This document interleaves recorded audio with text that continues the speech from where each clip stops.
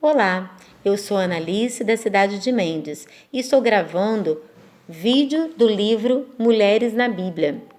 Esse livro foi escrito por Eunice Faith Pride. Nós estamos no capítulo 4, Sara, Mãe das Nações, parte 2. No capítulo anterior, analisamos as experiências da vida de Sara, sua obediência e lealdade a seu marido, e a mentira de Abraão e Sara. Aprendemos que o fato de Sara ter colaborado com aquela meia-verdade não a desqualificou totalmente. Deus fez uma promessa a Sara e manteve sua palavra. A esterilidade de Sara. Apesar de Abraão ter sido um homem próspero e, provavelmente, Sara nunca ter sentido falta de qualquer coisa que o dinheiro pudesse comprar, ainda assim ela tinha uma grande tristeza. O casal vivia um longo e feliz casamento, mas não tinham filhos. Deus prometera dar-lhes um filho e torná-lo uma grande nação. No entanto, os dias se multiplicaram em meses e os meses em anos. Abraão e Sara envelheceram e tornou-se fisicamente impossível para ela ter filhos. 10 anos após Deus ter lhes prometido um filho, Sara se desesperou e elaborou outro plano. Às vezes, somos muito lentas para aprender com as experiências passadas, não é mesmo?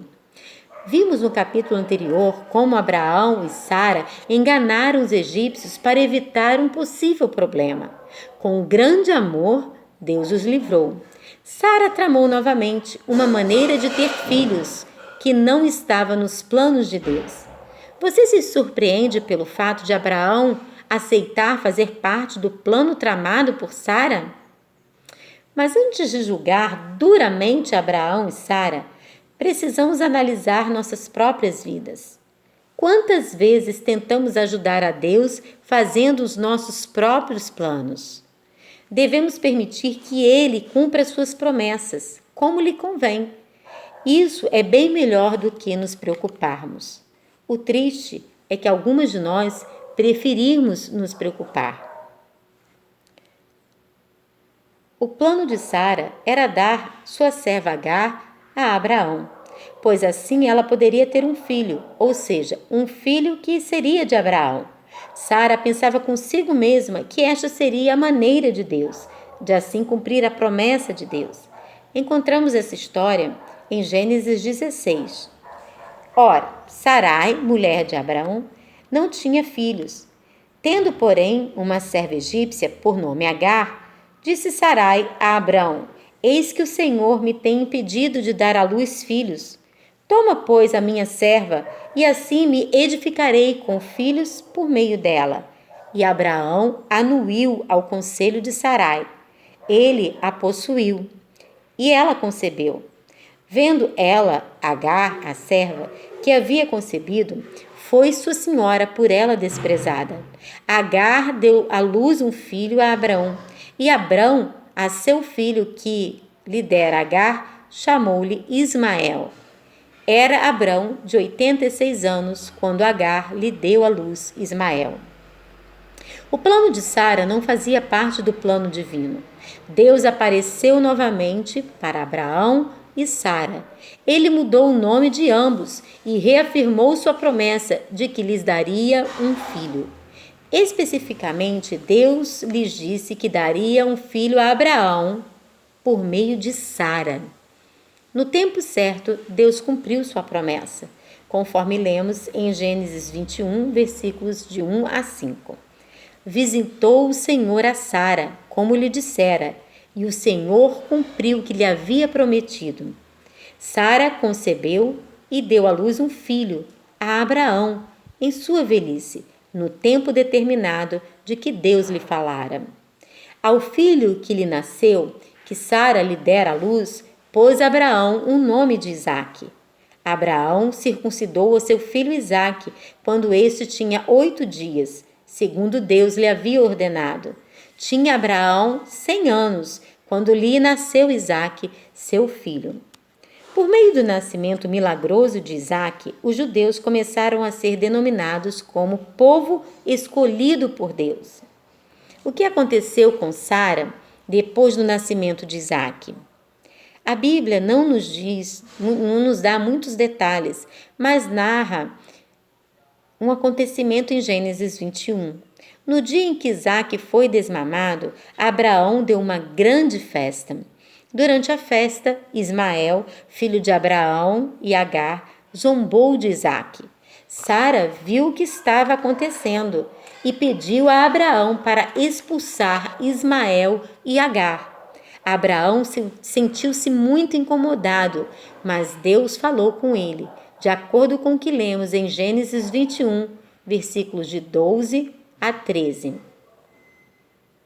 Disse, porém, Deus a Abraão: não te pareça isso mal por causa do moço e por causa da tua serva. Atende a Sara em tudo o que ela lhe disser, porque por Isaque será chamada tua descendência. Mas também do filho da serva farei uma grande nação, por ser ele teu descendente. Em geral, Deus não diria ao marido para seguir as instruções da esposa. Mesmo nesse caso, Abraão mandou Ismael embora porque Deus mandou, não porque Sara lhe pediu. Certamente as esposas podem compartilhar suas ideias e sentimentos com seus maridos, mas como cabeça do lar, o marido é aquele que toma as decisões, alicerçadas naquilo que Deus quer que ele faça. A morte de Sara. A Bíblia diz que Sara viveu 127 anos. Ela é a única mulher cuja idade está registrada nas Escrituras. Abraão viveu mais 38 anos após a morte de Sara. Em Gênesis 15, verso 15, o Senhor prometeu a Abraão uma ditosa velhice, prova significativa da fidelidade de Deus. A devoção a Deus foi recompensada com longevidade. Sara e Abraão viveram por muitos anos como nômades. Contudo, quando Sara faleceu, Abraão comprou um pedaço de terra para enterrá-la, ao invés de colocar seu corpo em um lugar que ela poderia ser facilmente esquecida. Abraão comprou uma caverna em Maquipela, onde a sepultou. Abraão viveu 175 anos, conforme está escrito em Gênesis 25. Seus filhos o sepultaram próximo a Sara, na mesma caverna. Mesmo na morte, podemos vê-los novamente juntos, depois de uma vida repleta de acontecimentos. Sara é citada como um exemplo pelos escritores do Novo Testamento. Paulo usa Agar, Sara e seus filhos como um exemplo para mostrar que a lei e a graça não podem existir simultaneamente. No livro de Gálatas, capítulo 4, versos de 21 a 31. O filho de Agar havia nascido naturalmente. Ele representa a intenção de obter a salvação baseada nas obras da lei. Isaque havia nascido porque era o filho da promessa. Ele representa a salvação obtida pela graça e promessa de Deus. Paulo descreve o contraste entre a lei e a graça. A lei nos prende aos nossos próprios limites, mas a graça nos liberta, dando espaço para Deus trabalhar.